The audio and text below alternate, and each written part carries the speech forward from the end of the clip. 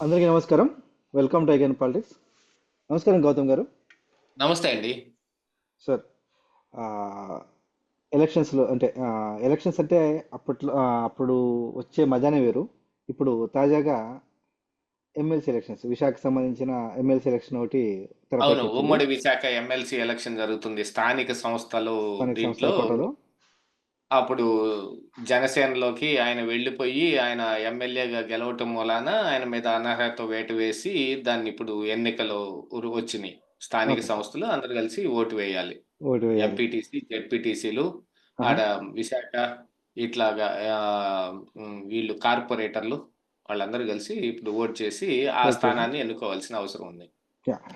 ఇప్పుడు ఇది బాగా ఆసక్తికరంగా తయారయ్యేలాగుంది. ఎందుకంటే ఇది అంటే ఓట్ల పరంగా చూస్తే డెడ్ ఈజీ కేక్ వాక్ ఉండాలి వైసీపీకి. కానీ టీడీపీ తరపున లేదంటే కూటమి తరపున అనుకోకుండా సీఎం రమేష్ గారు, గంటా గారు బ్యాక్గ్రౌండ్లో దిగారని చెప్పేసి నడుస్తున్న చర్చ.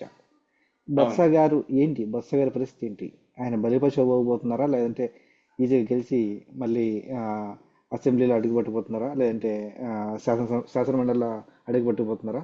ఏంటి మీ విశ్లేషణ చెప్పండి సార్. బొత్స గారు శాసన మండలికి రావటం కొంచెం కష్టమే అని అనే సంకేతాలు ఇప్పుడు అందుతూ ఉన్నాయి. ఎందుకంటే ఈ ఉమ్మడి విశాఖ జిల్లాలో స్థానిక సంస్థల్లో జరిగే ఎన్నికలు. ఇందులో ఎంపీటీసీ, జెడ్పీటీసీలు ఇందాక మనం చెప్పుకున్నట్టుగా విశాఖ కార్పొరేటర్లు వాళ్ళు వీళ్ళు మొత్తం 841 మంది ఓటు చేయాలి. అందులో మెజారిటీ ఎవరికొస్తే వాళ్ళు గదా గెలిచినట్టు. ఇందులో నంబర్ గేమ్ అనే దగ్గరే అసలు గేమ్ స్టార్ట్ అయింది. ఇంత నంబర్ గేమ్ ఉంటే ఏ అనామకుడిని నుంచోబెట్టినా గూడా సునాయాసంగా గెలిచేస్తాడు. బొత్స సత్యనారాయణ్‌నే తీసుకొచ్చి నుంచోబెట్టాలని లేదు. ఇక్కడేదో బొత్స సత్యనారాయణకి పెద్ద పీట వేసి ఇప్పుడేదో ఎమ్మెల్యే కాకపోయినా గూడా ఎమ్మెల్సీకి పంపిస్తున్నారు. ఆయన భార్య, ఆయన తమ్ముడు అందరూ కలిసి ఓడిపోయి ఉన్నారు గాబట్టి ఎమ్మెల్సీ పంపిస్తున్నారు అని అనుకుంటున్నారు గానీ, ఇది జగన్‌మోహన్ రెడ్డి ఆడుతున్న ఒక డ్రామా. ఎందుకంటే, ఈ నంబర్ గేమ్ ఎలా వచ్చిందో అందరికి తెలుసు. స్థానిక సంస్థలు ఎంపీటీసీ, జడ్పీటీసీలు గాని, మున్సిపాలిటీ ఎలక్షన్‌లు గాని, ఏ రకమైన పరిస్థితుల్లో జరిగినాయో ఒకసారి మనం గుర్తు తెచ్చుకోవాలి. అలాగా వైసీపీ తన అధికార దాహాన్ని మొత్తం వాడేసి, తనకున్న పౌలు మొత్తాన్ని ఉపయోగించేసి 90% మనమే క్యాప్చర్ చేసేయాలి అనే ఉద్దేశంతోటి క్యాప్చర్ చేసి, ఆ రోజు చంద్రబాబు నాయుడుకి ఏం లేదు, టీడీపీ అసలకి ఏం గాదు. అసలు ఈ జనసేన పవన్ కళ్యాణ్ గాని, టీడీపీ చంద్రబాబు నాయుడు గాని, వీళ్ళసలు మనకి లెక్కే గాదు. జగన్మోహన్ రెడ్డి చెప్పిన మాట నేను అది రిపీట్ చేస్తున్నా. మనం పుడ ఇప్పుడు పొత్తు చే- పోరాడుతుంది మనం పత్రికల పోరాడుతున్న మీద, పత్రికలతోటి. 'ఆంధ్రజ్యోతి' మీద, ఆ, ఈనాడు రామోజీరావు మీద, టీవీ5 ఆహ్, బిఆర్ నాయుడు మీద వీళ్ళు మనకి ప్రధాన ప్రత్యర్థులన్నాడు.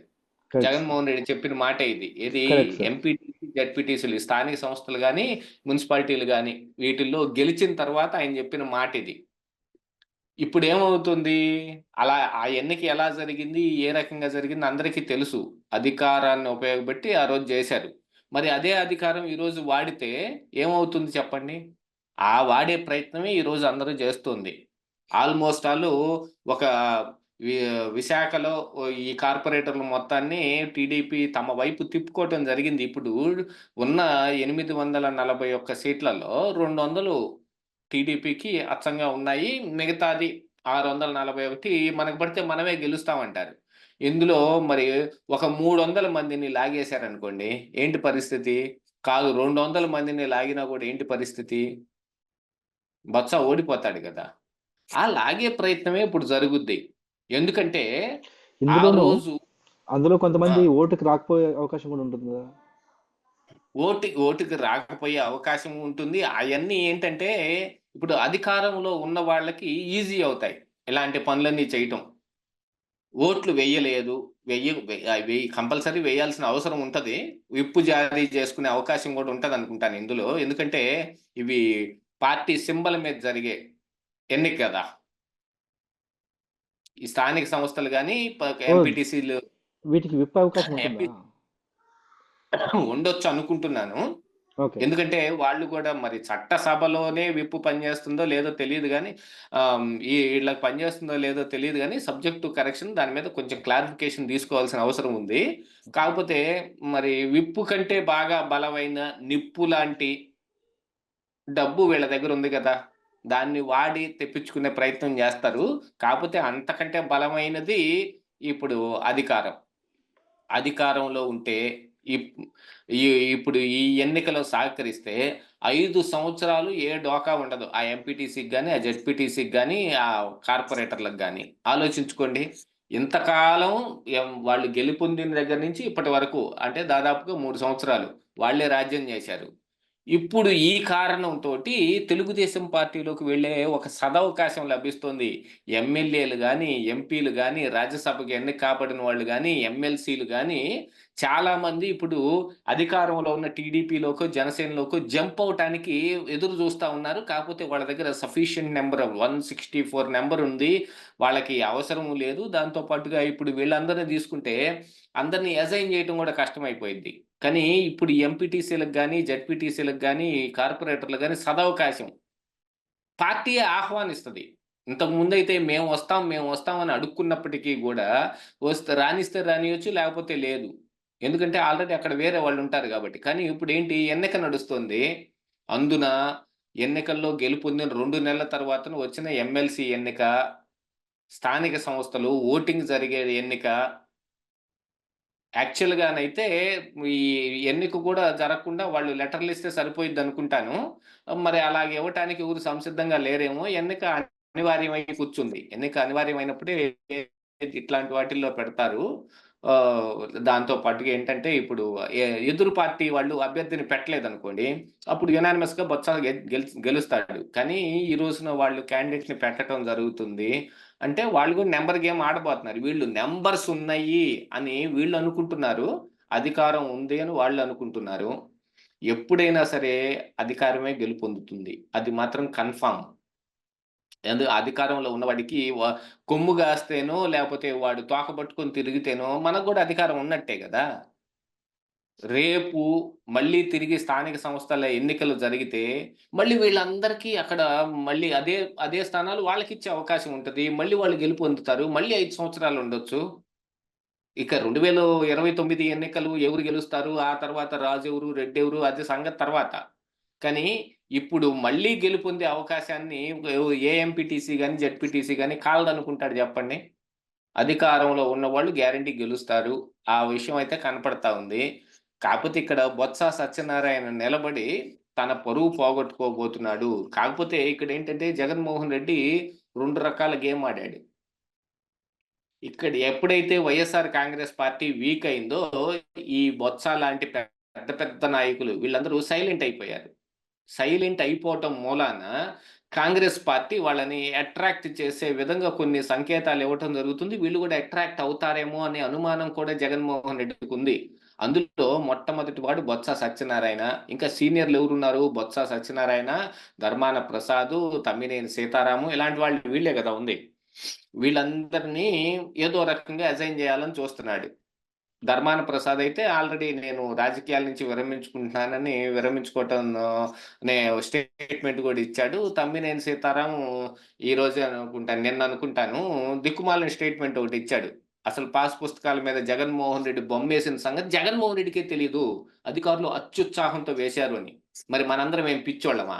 ఆ రోజున ఏసిన దగ్గర నుంచి గగ్గోలు పెట్టి అరుస్తున్నాం. మీడియా మొత్తం గట్టిగా అరుస్తుంటే కనీసం జగన్మోహన్ ఒక్కరు రెడ్డికి కూడా అసలు మీడియా చూసే అలవాటు లేదా అండి? కనీసం ఒక్కరు కూడా ఆ 4 ఛానెల్ చూడరా సార్? ఆ! వాళ్ళకి ఒక సంబంధించిన ఒక్క పార్టీలో? ఛానల్ గూడా చూడలేదా? ఆ! కనీసం ఒక పోస్టింగ్ గూడా చూడలేదా? ఆయనకెవరు సమాచారం గూడా జారేయలేదా? ఎంత పిచ్చోళ్ళని చెవులో పూలు పెట్టుకున్నాము అని అనుకుంటే తమ్మినేని సీతారాం. కావాలంటే ఆయన హరికథ విద్వాంసుడు. ఆయన కట్టుకుంటాడేమో పూలు చెవులో. హరికథలు, బుర్రకథలు ఆయన చెబుతాడట. ఆయన అందులో నిష్ణాతుడు, విద్వాంసుడు అనేవాళ్ళు. ఇప్పుడు మరి ఆయన కట్టుకుంటాడేమో పూలు. అట్టాంటి ఆయన కట్టుకునే పూలు తీసుకొచ్చి మన చెవిలో పెట్టాలని చూస్తే ఎలాగా? ఇప్పుడు ఆయన పరిస్థితి ఏమో అలాగుంది. బొత్సకేమో ఎమ్మెల్సీ ఇచ్చి ఆయన్ని అబాసు పాలు చేయబోతున్నారు. బొత్సని ఇరికించటం కోసమే. అటు కాంగ్రెస్ పార్టీ వైపు వెళ్లకుండా ఆపటం కోసం జగన్మోహన్ రెడ్డి వేసిన ఒక పెద్ద ఎత్తుగడ ఇది అనేది వాళ్ళు అనుకుంటున్న మ్యాటర్. సరే, ఏం జరిగినప్పటికీ రేపు గనక టీడీపీ గెలుపొందింది అనుకోండి, విజయోత్సాహంతో ఆల్రెడీ గెలిచిన ఉత్సాహం ఒకటి ఉంటుంది. కాదు, ఈ నెంబర్ గేమ్లో బొత్స సత్యనారాయణ మంచి ప్లే చేయగలిగాడు, జగన్మోహన్ రెడ్డి కూడా బాగా కట్టడి చేయగలిగాడు. వైఎస్ఆర్సీపీ గనక ఈ ఎమ్మెల్సీ ఎన్నిక గెలిచిందంటే జగన్మోహన్ రెడ్డిని పట్టుకోవటం తరం కాదు. అసలు ఏం జరగకుండానే 33 మందిని చంపేశారని ఢిల్లీలో జంతర్ మంతర్ దగ్గరికి వెళ్ళి ఆయన మీటింగ్ పెట్టి ప్రతిపక్ష నాయకులందరినీ పోగేసి అఖిలేష్ యాదవ్ లాంటి వాళ్ళని, లేకపోతే టీఎంసీ నుంచి కొంతమందిని, లేకపోతే మహారాష్ట్రలో ఉద్ధవ్ ఠాకరే శివసేన నుంచి కొంతమందిని పోగేసి నానా రచ్చ చేశాడు. ఈ ఎమ్మెల్సీ ఎన్నిక గలక బొత్సాని గెలిపించుకొని ఆయన శాసన మండలికి పంపించగలిగాడు అని అంటే ఇక జగన్మోహన్ రెడ్డిని పట్టుకోవటం ఎవరి తరం కాదు. దాన్ని ఆపటం కోసమైనా ఇప్పుడు ఉన్న అధికారంలో సామదాన భేద దండోపాయాలు మొత్తం వాడతారు. బొత్స సత్యనారాయణని చచ్చినా గెలవనివ్వరు. ఇదైతే గట్టిగా కనిపిస్తా ఉంది. చూద్దాం సార్. మరి ఇది ఎందులోనూ, ఎందుకంటే మహామహులు అటు సైడ్ మహామహులు, ఇటు సైడ్ మహామహులు దిగారు కాబట్టి హేమీలు పోరాడతారు కాబట్టి ఇందులో మీరు చెప్పినట్టు నంబర్ గేమ్ బాగా జరుగుతుంది, బాగా రసవత్తరంగా జరగబోతుంది. చూడాలి మరి. ఆల్రెడీ శిబిరం కూడా పెట్టబోతున్నట్టుగా సంకేతాలు వస్తున్నాయి. శిబిరం ఒకటి కండక్ట్ చేసి మొత్తాన్ని అందులో పెట్టి అక్కడి నుంచి ఓటింగ్ తీసుకొస్తారేమో తెలియదు. శిబిరం కూడా నడవబోతోంది అనేది బయటకు వస్తున్న సమాచారం. కూటమి తరపున అభ్యర్థిని ఎవరైనా డిసైడ్ చేశారా సార్? ఇంకా లేదా? కూటమి తరపున అభ్యర్థిని ఆల్మోస్ట్ ఆల్ డిసైడ్ చేసినట్టే. ఇంకా 100% కాదు కానీ మాక్సిమం ఆయనే ఉంటాడు అంటున్నారు. చూద్దాం సార్ మరి. ఈ ఎన్నికల్లో ఖచ్చితంగా అంటే ప్రజలు గెలవాలని చెప్పి ఆశిద్దామండి. ధన్యవాదాలు సార్. ఇందులో ప్రజలు గెలిచేది ఏం లేదండి, ఎందుకంటే ప్రజలు ఓట్లేసేది ఏం కాదు. కోరుకున్న వ్యక్తి కావాలని చెప్పేసి, ప్రజలు కోరుకున్న వ్యక్తి అని అంటే ఇక్కడ ప్రజలు ఎవరిని కోరుకుంటారు? మొన్న వాళ్ళు కోరుకొని ఇచ్చిన తీర్పు మనకు కనపడింది. కాకపోతే ప్రతి చోట అలాగనే జరగాలని ఈ ఎమ్మెల్సీ స్థానిక ఇప్పుడు ఏదన్నా ఈ పట్టభద్రుల ఎమ్మెల్సీనో లేకపోతే టీచర్ల ఎమ్మెల్సీనో ఏదన్నా అయితే కొంచెం జనంలో నుంచి వచ్చిన వాళ్ళు అనుకోవచ్చు. వీళ్ళందరూ ఆల్రెడీ ప్రతినిధులు కదా, స్థానిక సంస్థల ప్రతినిధులు కదా. ఈ ప్రతినిధులు మొత్తం నెంబర్ గేమ్ లో పడేవాళ్లే. ఎమ్మెల్యేలే కప్పదాటి గెంతులు వేస్తున్నారు. 2014లో 23 మంది వచ్చారని జగన్మోహన్ రెడ్డి ఎద్దేవా చేసి మీకు ఎందుకు 23 వచ్చినాయి అన్నాడు. ఆ తర్వాత చూస్తే జగన్మోహన్ రెడ్డి ప్రతిపక్ష హోదా లేకుండా చేయటం కోసం కొంతమందిని లాగే ప్రయత్నం చేస్తే అందులో 4 తప్ప ఎవరు వెళ్లకుండా గట్టిగా నిలబడితే ప్రతిపక్ష హోదా చంద్రబాబు నాయుడుకి మిగిలింది. ఈరోజు ఆ ప్రతిపక్ష హోదా కూడా లేకుండా జగన్మోహన్ రెడ్డి గగ్గోలు పెట్టి ఏడుస్తా ఉన్నాడు. సెక్యూరిటీ కోసం ఏడుపులు, ప్రతిపక్ష హోదా కోసం ఏడుపులు, అసలు సీఎం సీటే కోసమే పెద్ద ఏడుపు నడుస్తా ఉంది జగన్మోహన్ రెడ్డికి. అట్లాంటిది ఇప్పుడు మూలిగే నక్క మీద తాటికాయ పడ్డ చందాన ఈ ఎమ్మెల్సీ కూడా ఓడిపోయాడంటే జగన్మోహన్ రెడ్డి అంతే సంగతులు. ప్రజలు మర్చిపోవటమే. చూద్దాం మరి ఆ విధంగా సంకేతాలు వస్తాయో లేదో చూద్దాం సార్. ధన్యవాదాలు సార్.